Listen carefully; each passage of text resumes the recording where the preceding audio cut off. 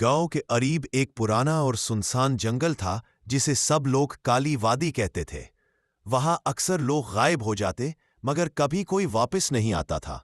लोगों ने कई बार हुकूमत को बताया लेकिन कोई कुछ कर न सका।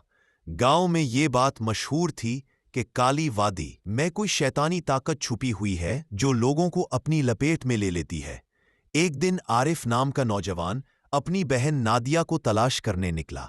नादिया चंद दिन पहले इसी जंगल में गई थी और फिर वापस नहीं आई।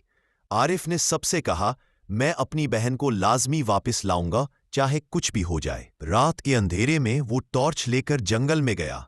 जंगल में घने दरख्तों की छांव ने रास्ते को और भी खौफनाक बना दिया था। हर कदम पर आरिफ को लगता था कोई उसके पीछे है। अचानक उसने दूर से किसी की चीख सुनी। वो आवाज नादिया की थी। आरिफ ने आवाज की तरफ दौड़ लगाई। जैसे ही वो आवाज के करीब पहुंचा, एक पुराना खंडर सा घर नजर आया। घर के दरवाजे पर खून के निशान थे और दरवाजा आहिस्ता आहिस्ता खुल रहा था। आरिफ ने दिल बहलाकर दरवाजा खोला और अंदर दाखिल हुआ। घर के अंदर सब कुछ बिखरा हुआ था, लेकिन नादिया का कोई निशान नहीं था। अचानक कमरे के एक कोने में एक सियाह साया नमूदार हुआ जो आहिस्ता आहिस्ता इंसान की शक्ल इख्तियार करने लगा।